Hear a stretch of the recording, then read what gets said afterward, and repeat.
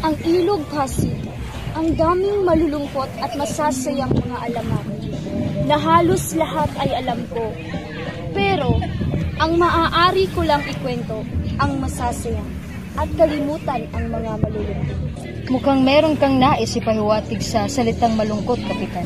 Ano ba ang nangyari? Matalas ang iyong pandinig.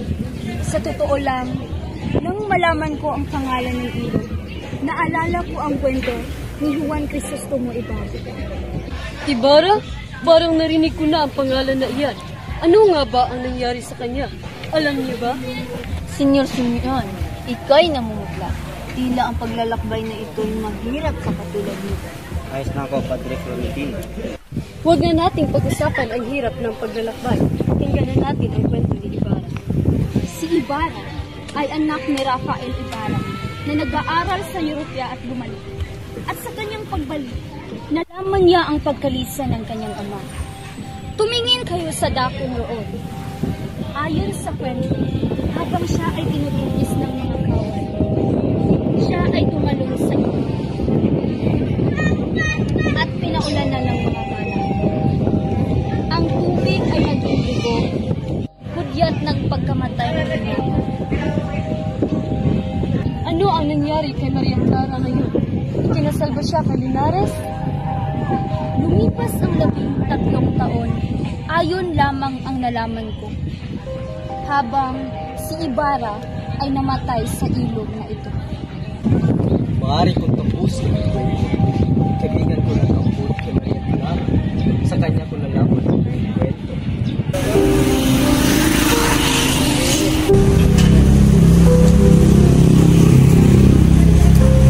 Kung totoong mahal mo ako, tulad ng sinabi mo, hindi mo ako hayang magpakasal kay Linares sapagkat hindi ko siya mahal at hindi ko siya mamahalin.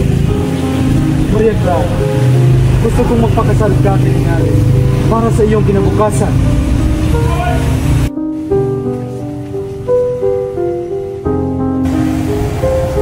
Ito ang dapat mong malaman, Padre Damaso. Kaya namin ni Ibarra nagpasal lahat ng problema. Basta't magkasama kami. Ngunit, wala na siya.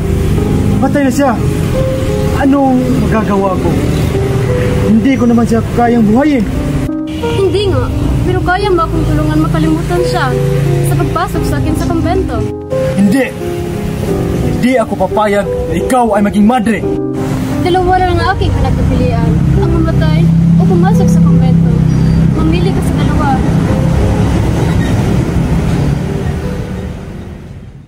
Walang magawa si Padre Damaso kundi sundin na lamang ang kagustuhan ng dalaga na pumasok sa kumbento. Kay ganda ng kwentong pag-ibig, ngunit nasaan na siya ngayon? Saan pa ba? Kundi sa kumbento. Hay nako! Kay bagal ng takbo ng kubyerta. Mababaw siguro ang ilog. Kung sa bagay, wala namang matinong lawa dito sa Pilipinas. Wala tayong maaaring gawin, Doña Victorina. Ayaw ko sana puntrahin ay yung sinabi ko. Ngunit ang mababaw na ilog ay kaya natin lutasin. Kung tayo ay pag-ukay ng bagong lagusan. Ano ang magagawa namin noon, Senyor Simeon? Mapapabilis nito ang ating paglalakbay at wala nang mababaw. Sa aking palagay, hindi ako sang-ayon sa iyong sinabi, Senyor Simeon, sapagkat maraming pera ang kakailanganin sa pagpapagawa noon. Saan naman kukunin ang salapi? Hindi natin kinakailangan ng salapi. Paggawain natin ang mga bilanggo at nang sa ganon ay walang salapi na kailangan gastuin. Hindi sapat ang ating mga bilanggo at kung ang mga bilanggo ang ating gagamitin, tiyak na magkakaroon ng kaguluhan. Hindi ako naniniwala. Nag-alsa ba ang bayan ng Ehipto? Nag-alsa ba ang mga bilanggong Hudyo laban kay Titus? Akala ko ba maalam ka sa kasaysayan? Hindi tayo mga Ehipto at Hudyo. Ay nako, wala kang kwentang kausap, hindi ka makaintindi.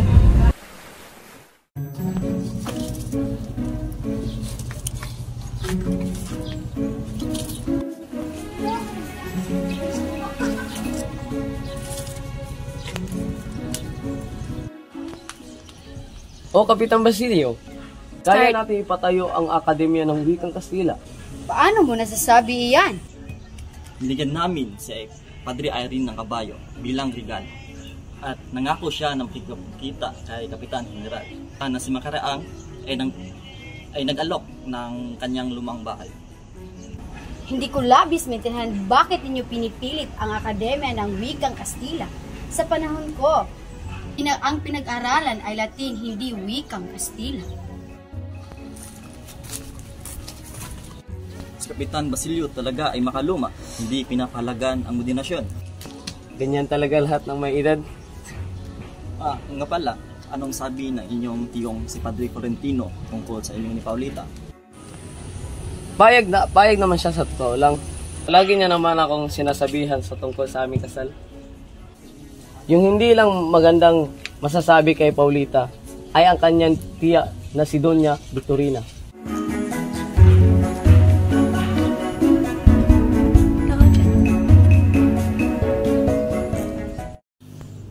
Oh, Senior Simon, Bisagani. Ito si Senior Simon, ang mga alahas.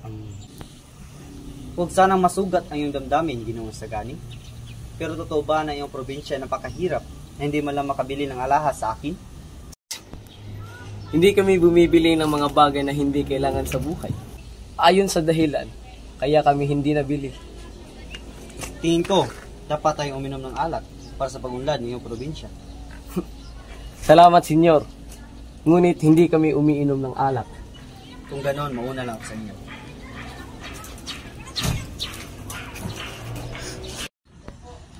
Bisagani, ayaw mo ba sa kanya?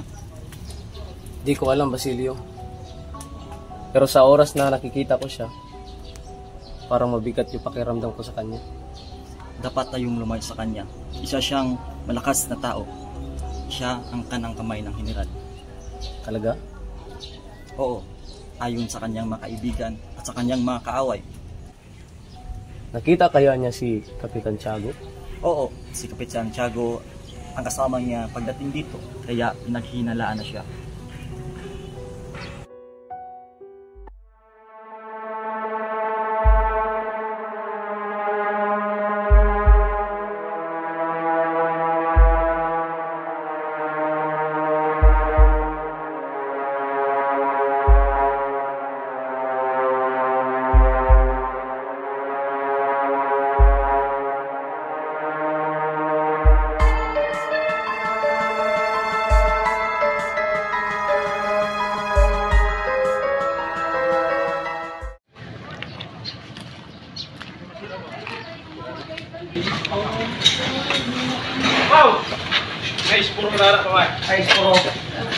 Ang aking bahay ay bukas para sa iyo, Senyor Simon.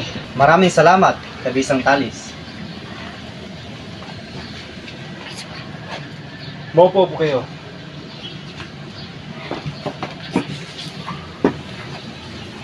Ang aking plano ay magpatuloy sa San Diego. Sa tingin mo ba ang aking revolver ay sapat sa Guardia Civil? Hindi ako sigurado, Senyor. Sa halip, ang kanilang mga revolver ay napakalakas. Tama. Ngunit ang aking revolver ay kaya silang ubusin. Nakikita mo ba ang punong iyon? Tignan mo.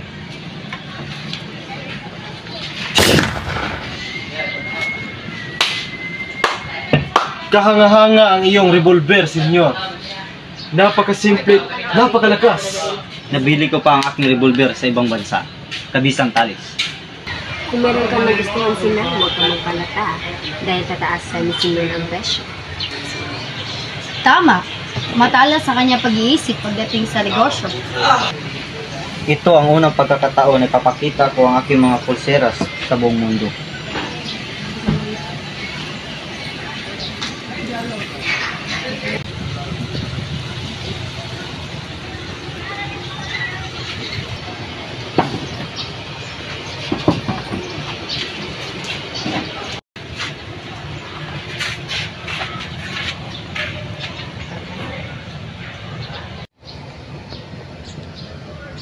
Napakagandang diamante at mga ruby. Ang kayamanan ay maaaring ikasira mo, Ginang Silang. Dakot nito ay malaking porsyento ng ating bayan, mauuwing luhaan. Tama si Senyor Simon. Tama. Ang kayamanan ay maaaring maging dahilan sa masasamang bagay sa buhay. Ako rin ay bumibili ng alahas at nagbibenta. Mayroon ba kayong mayalok sa akin? Kabisang Talis?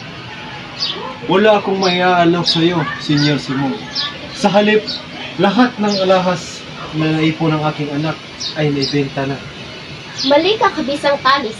Mayroong itinira si Julie, ang lakit na ibinigay sa kanya ni Basilio. Ang lakit na iyon ay mahalaga kay Julie. Sa totoo lang, mas pinili niyang magpaalila kaysa mapahiwalay siya sa lakit ni Maria Clara. Maria Clara? Oo, Senyor Simon. Paano napasakamay ni Basilio ang lakit na iyon? Ang kwento ay binigay ni Maria Clara sa taong may sakit at ginamot ni Basilio at ang lakit ang pambayad. Kabisang Talis, hindi ko pa nakikita ang lakit na iyon. Ngunit gusto ko na yung bilhin sa lagang 500. 500? Kailangan ko munang kakausapin ang aking anak, Senyor Simon. Babalik ako bago dumilim. Ako'y maghihintay, Kabisang Talis.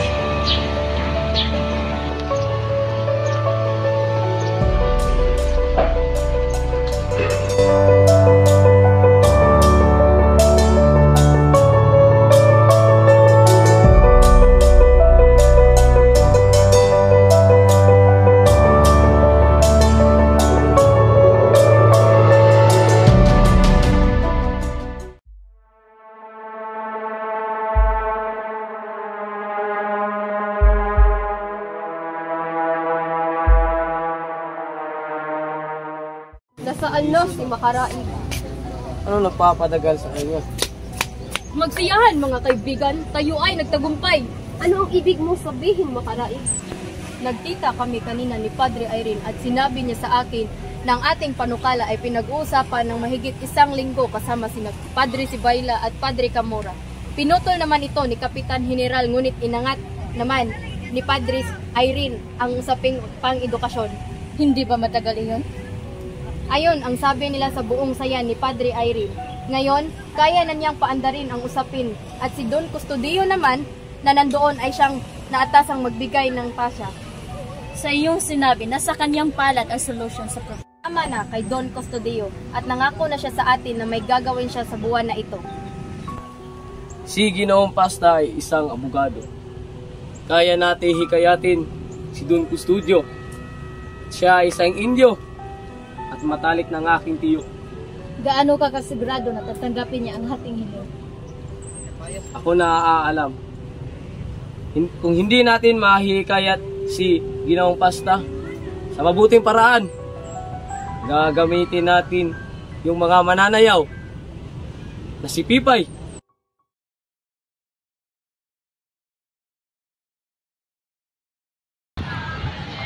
Ginoong Isagani, marunong ka palang magsalita ng wikang Kastila. Mukhang hindi na kinakailangan ng paaralan. Hindi ako naririto para sa akin sarili, ngunit para sa mga estudyante sa akademya. Sa pagdating ng araw na ito'y tatanda na, iintindihan mo rin ang aking sinasabi. Sa pagdating ng panahon na may puti ng aking buhok, ito ang nagpapaalala sa akin sa pagtangging tumulong sa aking kapwa sa oras na mahigit nilang kailangan.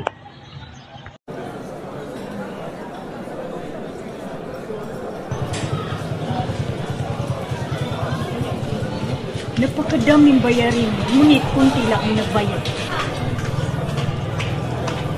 Kahiya-hiya. Kailangan ko pa naman ng pera. Takala ko ba mababayaran mo ang 100,000 na iyong inutang? Ay nako, ganito na lang. Babawasan ko ang 100,000 maging 7,000 na lang. Ayoko malugi ang negosyo ng dahil sa akin. Salamat. Ngunit, sa isang kondisyon. Ano iyon? Makinig kang mabuti sa akin. Maglalagay ako ng mga armas sa iyong tindahan dahil hindi ko sila pwedeng dalhin sa aking bahay. At huwag kang mag-alala. Ilalabas ko sila paminsan-minsan at ilalagay sa aking bahay. Kapag sila ay nahuli, makakalipon tayo ng malaking pera para sa kanilang labas. At ang lahat ng ito ay nakaplano na.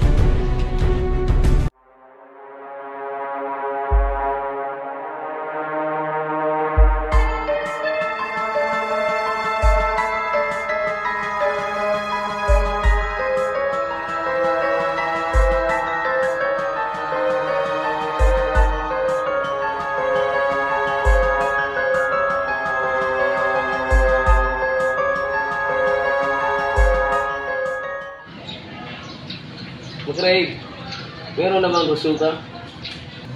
Pumayag na silang tumulong. Pinapahalagahan na nila ang sikap na pinapakita ng mga estudyante sa pag-aaral.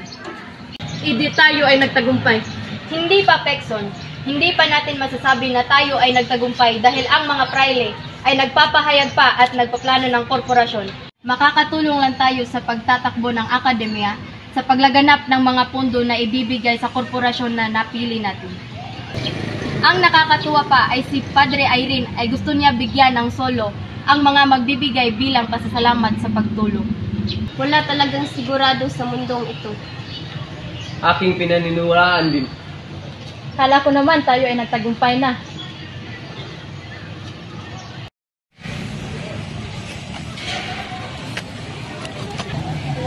Kamusta ka, Basilio? Oh, Simon, hindi ko napansin ang iyong pagdating. Ngunit ayos lamang ako. Ngunit ang sakit ni Kapitan Tiago ay lumala dulot ng bilis na pagkalat ng lason sa kanyang katawan. Paunti-unting nilalason, parang ang bayan. Makinig kang mabuti, Basilio. Sa kakaunting sandali lamang, magsisimula na ang himagsikat. Simon, sinabi ko na sa iyo dati na wala akong balak makisali sa politika.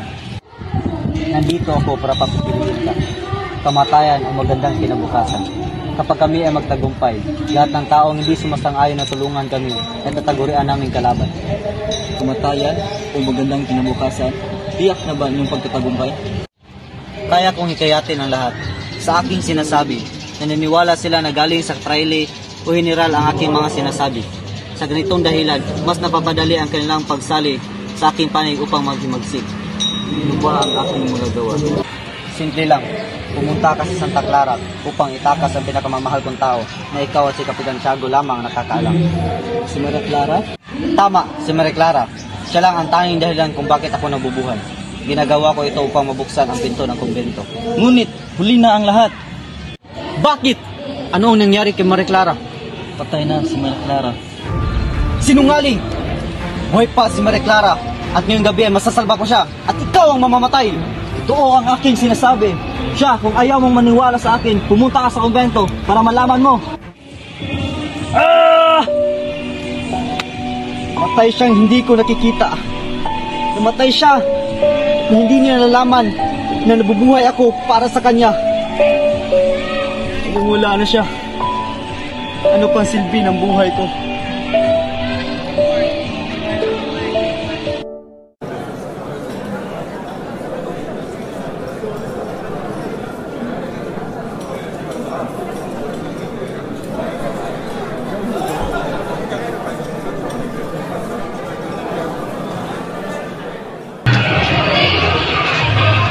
Tadio, ano ang nangyari dito? Kagabi, mayroong nakitang mga paskil at nagkaroon ng kaguluhan. At mukhang masaya ka. Malamang, walang pasok sa linggo. Manito, anong nangyari dito? Bakit ako tinatanong? Wala akong tinatanong. Sa gani, alam mo sino may dikit ng mga paksil na ito? Wala akong kinalaman. At bakit naman natin iimbestigahan niyang panganib na ito?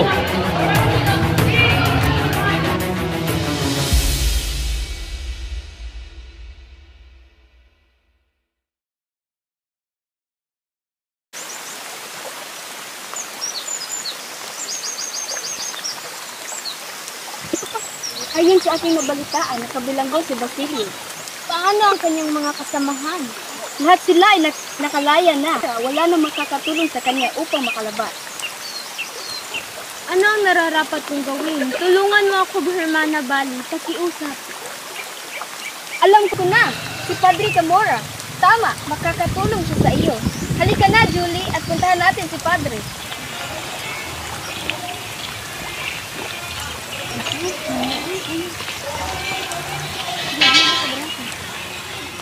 Ngunit, Hermana Bali, halika na, Julie, pumasok ka na. Siya lang ang makakatulong sa iyo upang mapalaya si Basilio. Huwag ka naman maging makasarili at tulungan mo si Basilio. Lalo na ngayon na kinakailangan niya ng tulong mo. Huwag kang mag-alala, Hermana Bali. Para sa aking mahal na si Basilio. Patay.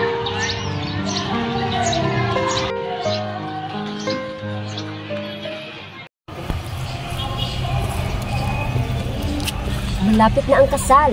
Talaga? Akala ko ba ang kanyang mga pangangasawa ay si Isagani? Kala niyo naman hindi niyo kilala si Paulita Gomez. Nais niya ng malambot na mahigaan kaysa magtiis siya sa banig. Hindi sino? Si Juanito Palaiz. Sigurado ang magiging kasal ni Isagani at Paulita ay magiging grande. Bakit mo naman nasabi? Dahil sa nagkakalat na balita na maghahandog o maghahagis din si Simon ng brilyante at alahas sa mga bagong kasal. Kay swerte naman ni Juanito at kay malas naman ni Isagani.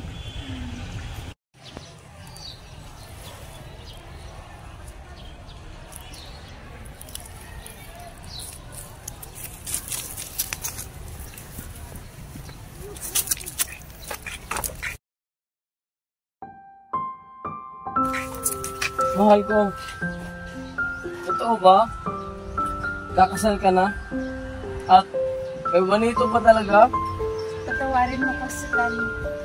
Hindi ko nais na saktan ka. Pero tama na, hiwalay na tayo. Huwag mong gawin sa akin to. Magbabaliw ako kapag nawala ka. Ayoko na. Baka may makakita pa sa atin at maging dahilan ng pagkaulot ng aming kasal ni Juanito. Paalam na. Sabihin mo sa akin, paano ako magiging maligaya? Ang kasiyahan ko ay nawala na. Patawad.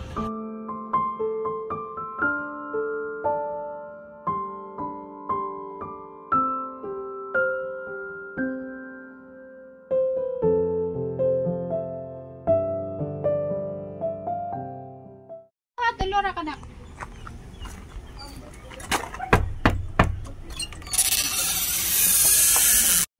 Magandang araw po. Nandyan po ba si Senyor Simon? Senyor, may naghahanap sa inyo, nagngangalang Basilio. Bilisan mo at papasukin mo siya. Halika at umupo. Una sa lahat, nais kong magpasalamat sa pagpalaya mo sa akin, Senyor Simon. At hindi ko alam kung bakit ako pinaparusahan ng Diyos ng ganito. At ngayon, handa na akong tumulong sa paghimagsik. Lampara, ayan ang plano mo. Paano naman natin iyan gagamitin? Lahat tayo ay magsama-sama ngayong gabi. At gamit itong lampara nito ay sasabog at papatayin silang lahat. Lahat? Ang mundo ay papalakpakan pa tayo. Ang mga Europeo ay pupuriin pa tayo dahil sa halip na ang resulta ang kanilang tinitignan wala sa pamamaraan. Wala akong pakialam kung anong sasambihin ng mundong ito. Wala namang magandang binigay sa akin ang mundong ito. Ang aking ina, kapatid at kasintahan ay namatay dahil sa kawalan ng katarungan.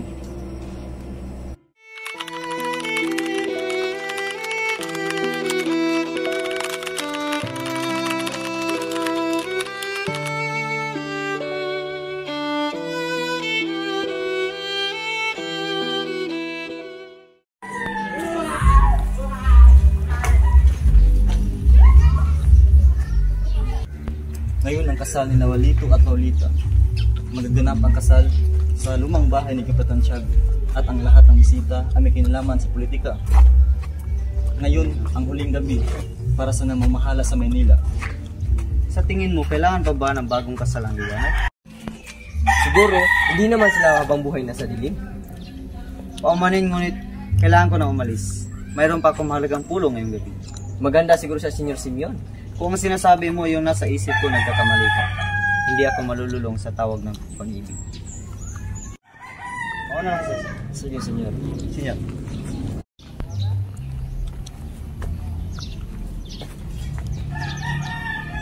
Papasukin mo ako! Papasukin mo ako! Di ka maaaring pumasok ng walang imbitasyon. Ano ang nangyayari dito? Wala po, Senyor Simeon. Sa eskolta, dali.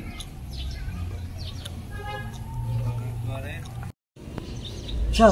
At makaalis na. Ang lampara ay malapit lang sa sabog.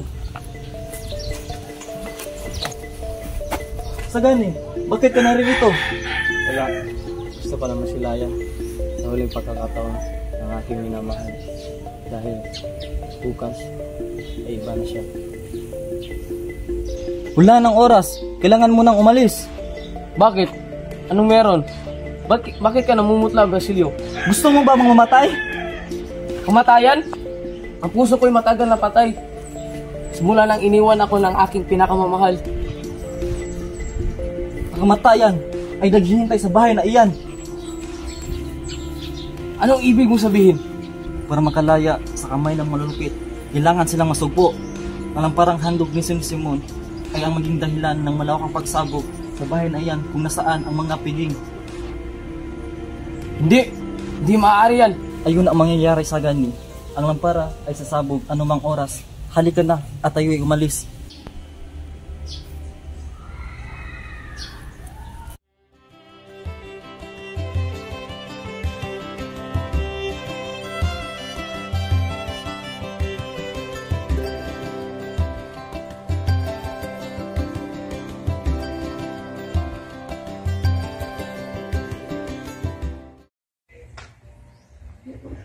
Manatisel Pares at nilagdaan ni Juan Crisostomo Ibarra? Imposible. Patay na siya. Bakit? Sino ba siya? Bakit nagtakot kayong lahat? Isang masamang biro ito. At maraming kababaihan dito. Paano ba nakasulat ang isang filibuster na 13 taong patay na? Totoo na siya ang nagsulat. Alam ko ang kanyang sulat kamay.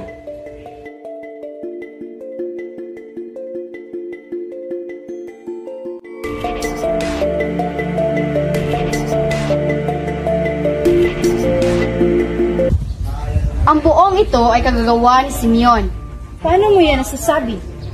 Siya lang naman ang nag-organisa ng handaang ito at siya rin ang may dala ng lampara. Kaya pala siya hinanap ng mga otoridad.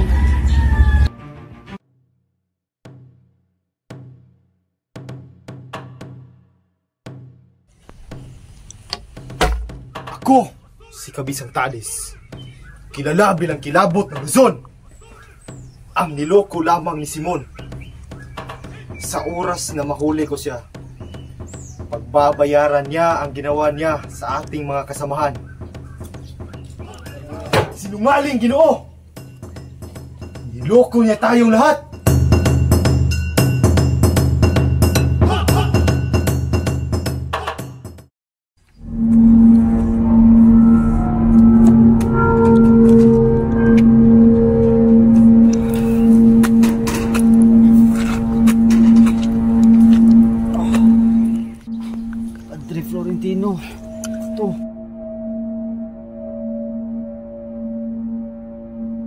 Senyor Simeon, anong nangyari sa iyo? Bakit ang dami mong sugat? Halika at pumunta tayo sa aking silid upang magamot iyan.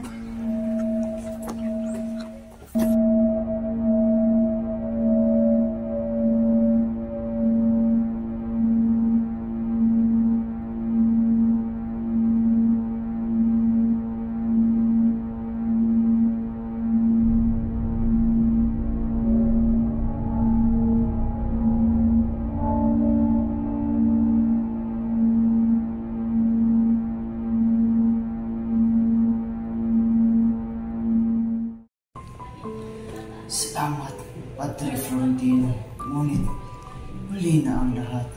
Hindi pa huli ang lahat, Senyor Simeon. Di ko alam kung paano kita mapapasalamatan.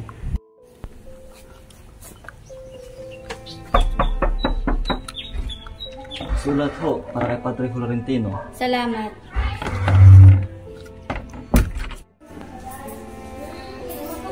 Akala ko natutulog ka, Senyor Simeon.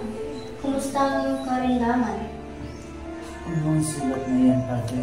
Ito, isang telegrama. Ano ang nilalaman?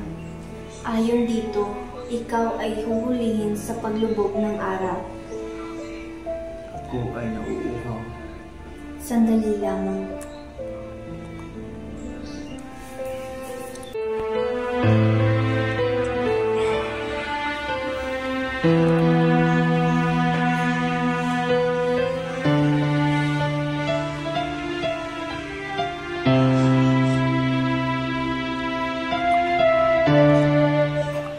Wala nang saysay ang lahat. Mas mabuti pang pagkasan ko na ang aking buhay.